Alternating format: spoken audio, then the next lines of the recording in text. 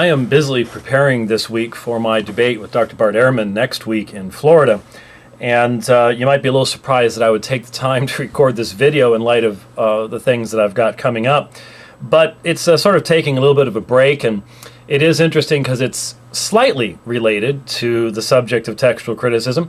I was directed today to a video that Sam Gipp has posted. Now, for those of you who don't know who Sam Gipp is, he was on the Ankerberg program in 1995. He is a Ruckmanite, a promoter of the radical form of King James Onlyism. He's the one who looked right in the camera, and when John Ankerberg asked him, well, if I lived in Russia, then would I have to learn English to have the inspired and inerrant Word of God? And he said, yes, God only promises us one inspired and inerrant translation at one time. Right now it is the King James Version of the Bible. So I had noted in regards to the Ankerberg incident with Dr. Don Wilkins, I had provided a number of videos last year sometime, and then I had discovered that Ankerberg had put out a digital version. I had been using the VHS version, which was what was originally put out, which was edited, and did not have the incident in it. Because Ankerberg said, nah, stop the tape, start over, because we were right at the beginning of the program. I've been saying the same things since I first wrote an article on this. I think it was 96, might have been even late 95 when this took place. I think it was sometime in 1996. Still on the website if you go to the King James Only section.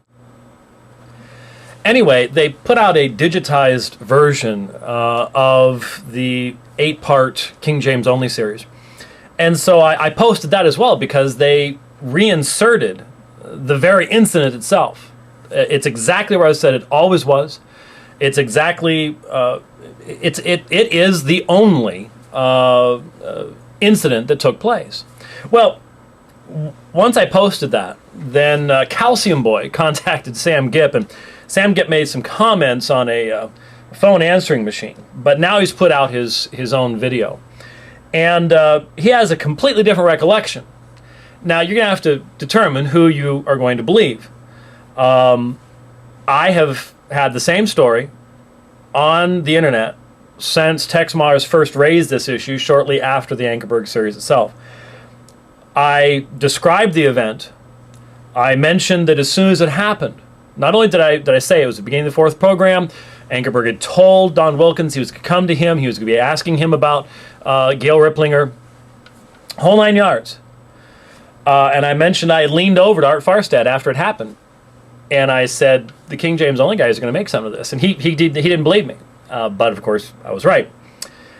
Then this digitized version comes out, and everything that is shown is exactly as I had described it from the very start. So you're going to have to find out, you can trust me, who's had the same story all along and now has the video evidence of it, or you could trust Sam Gipp, who is asserting that not only am I a liar and I'm lying, but that there was some other incident. So actually, there were 2 incidents, evidently, and that we'll never see the video of the other one because it's been erased. Now, how he'd know that, can't begin to find out.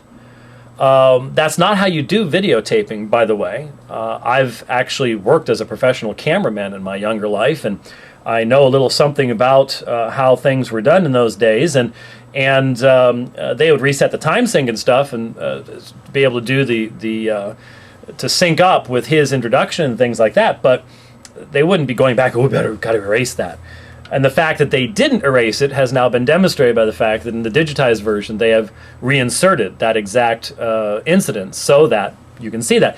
Now the funny thing is, Gipp accuses me in this video of lying, and yet what's painfully obvious in this video is that Gipp hasn't even taken the time to watch the videos I've produced or read the documentation I've provided. He's just grossly ignorant.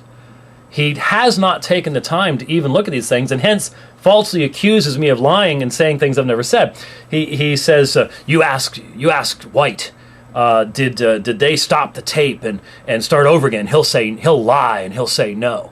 I've always said they did that. I've said that since the very first thing I posted on the internet on it, well over a decade ago. And he just doesn't know. He doesn't.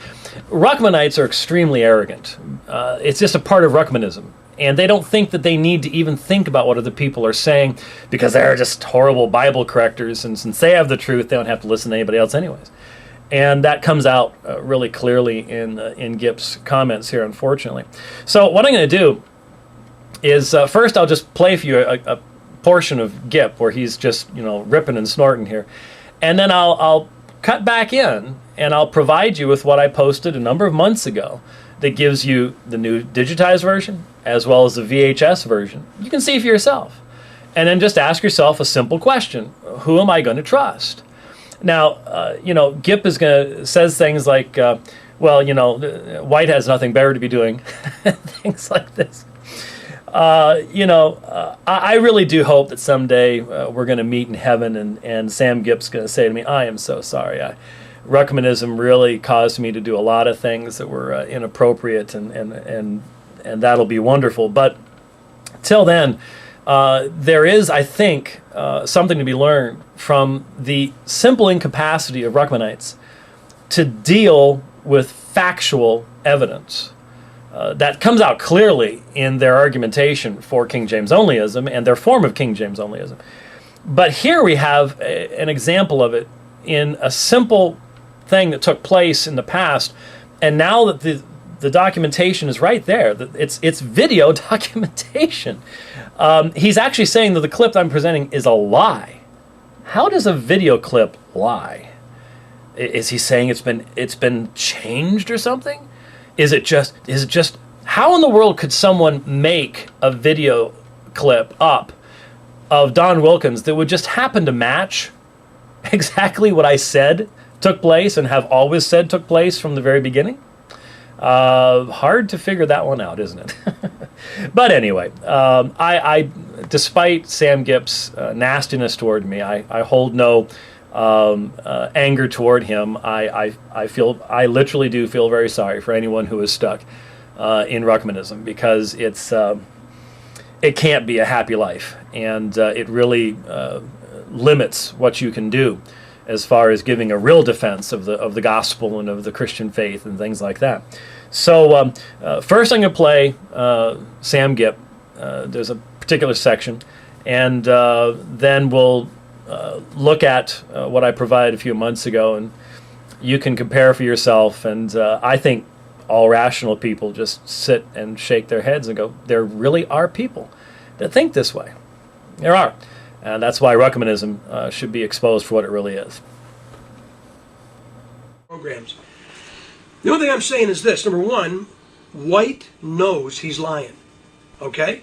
He knows he's lying. If he hadn't been there, he could be ignorant. But he knows he's lying.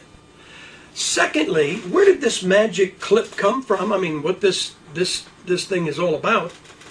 Why doesn't John Ankerberg come out and admit that he had the guy stop the tape and tape over it? It's been 13 years. John Ankerberg, now look, I'll admit, the guy lost his voice during that break, took a drink of water, got his voice back, and went on with the program. But think about this, guys.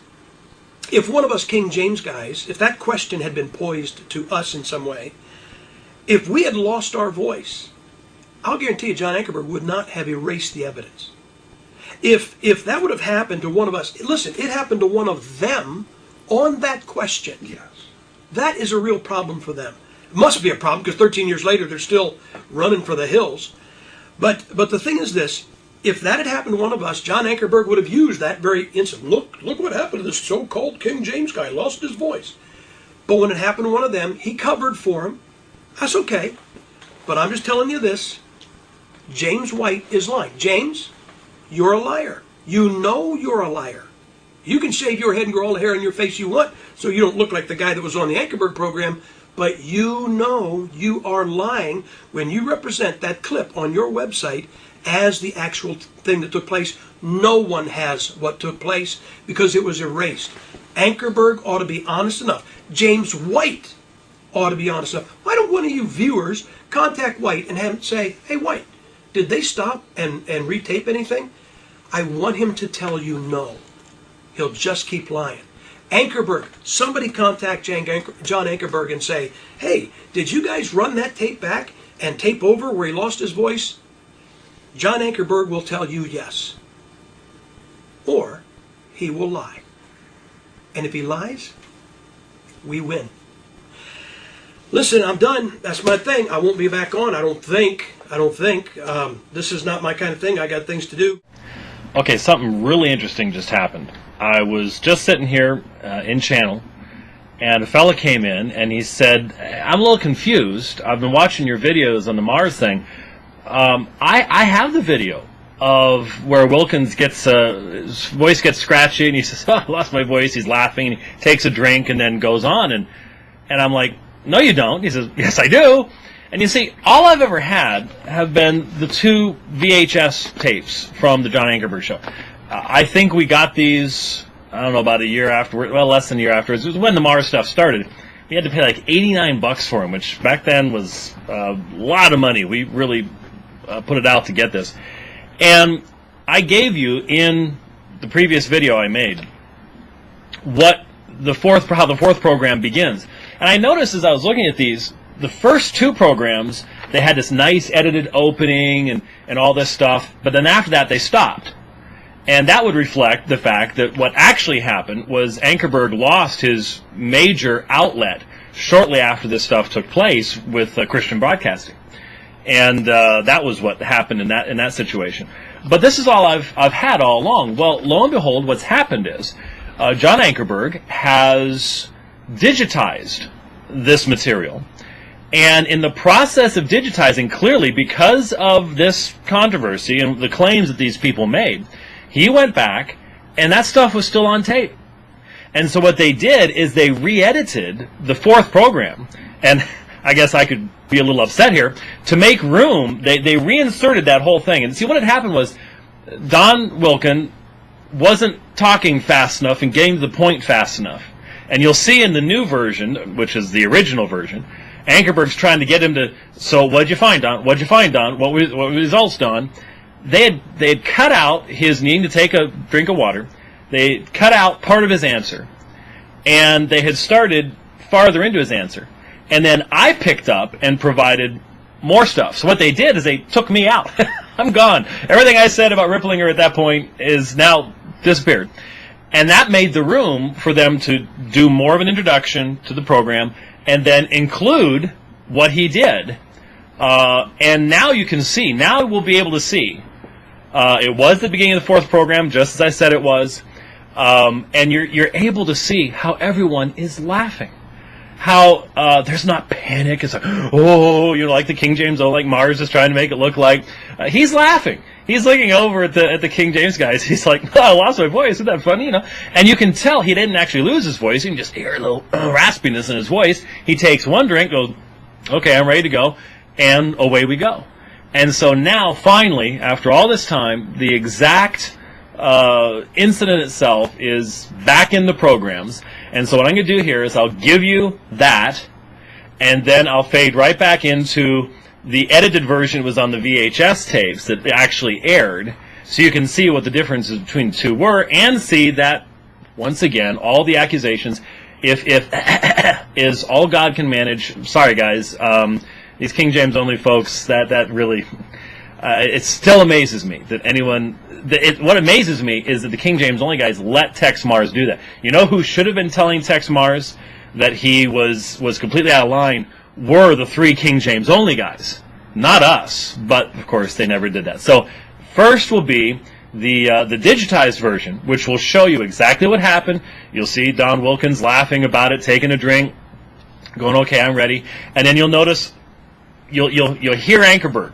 going. In fact, I'll start it where they're showing New Age Bible versions, and you hear Don Wilkins cough even before Ankerberg goes to him. Listen to that, and then I'll give you the VHS version, which I put in the preceding video. That'll give you all the documentation you could ever want on this particular issue. Follow the arrow of the dragon down. She says it's the new case against the NIV, the New King James, and the New American Standard Bible, plus a group of the other modern translations. And I have the general editors of those Bibles right here. And gentlemen, I'd like you to respond. And Dr. Joe Chambers is also representing Gale, so he'll kind of take your response. Don Wilkins, you're representing the New American Standard Bible. And Gail, in her book, she groups all of you together, and she says that the new translations, NAS, NIV, New King James, have an occult bent to them. They introduce New Age philosophies into the church. They spread mysticism and liberalism, and line by line they are changing the face of Jesus Christ and Christianity. Now, the people that read this book, it appears to them that she has a mountain of documentation to back up what she has said. What do you think about the evidence and the documentation in this book? Well, first of all, that book, oh, I'm losing my voice. Need a little water here first here. All right, hold on. We'll pick it up there when he gets his voice. Yep. It happened right there. There it is. There's documented right there, bro. Okay. It's coming back. Hold on. All right, you all ready? Try it out. Hi. Yeah, I think I'm all right now. All right. So we'll pick it up right there. All right. You ready? Okay. What do you think about the evidence and the documentation that she has produced? Well, let me tell you that when this book came out, the Lockman Foundation, we realized that we had to respond to it eventually, that it was getting around and people were starting to make phone calls and ask questions and things like that. And so we spent 6 weeks going through it, or at least going through parts of it. I think she said she spent 6 years working on it, and frankly, we didn't feel like we had that kind of time to go through that. What did you find? We found, what I personally found is that virtually everything she says is wrong, or a misquotation, or it's a deliberate deception of people and misleading them about what facts there are. What do you think of her documentation? I think it's ridiculous. It's careless. It is full of holes. Everything I've seen in Ripplinger's book, virtually everything she says is either a misquotation or a misleading of the truth of people. And I'll give you a good example. She focuses in on, among other things, on Westcott and Hort. And these were fine men of the church, fine Christian men. What do you think about the evidence and the documentation in this book? I think it's ridiculous. It's careless. It is full of holes. Everything I've seen in Ripplinger's book, virtually everything she says is either a misquotation or a misleading of the truth of people. And I'll give you a good example. She focuses in on, among other things, on Westcott and Hort. And these were fine men of the church, fine Christian men, who together put together the text that, as it's evolved in our use of it, has become the text that most of us use, and we think it's the best manuscripts.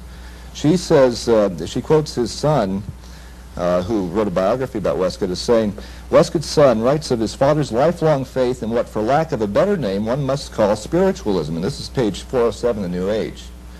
Now, I looked at the books. I looked at the actual biographies that the sons wrote for each of their fathers. And what he actually said is, what happened to this guild, he's talking about a club that his father was in the end, I have not discovered. My father ceased to interest himself in these matters, not altogether, I believe, from want of faith in what, for lack of a better name, one must call spiritualism, but because he was seriously convinced that such investigations led to no good. And what he actually said was that his father dropped out of it because, in large part, of his lack of faith in spiritualism. Ripplinger completely leaves that out and makes it say that he had a lifelong faith in spiritualism. That's just the opposite of what was true, and it's a deliberate misstatement of the facts.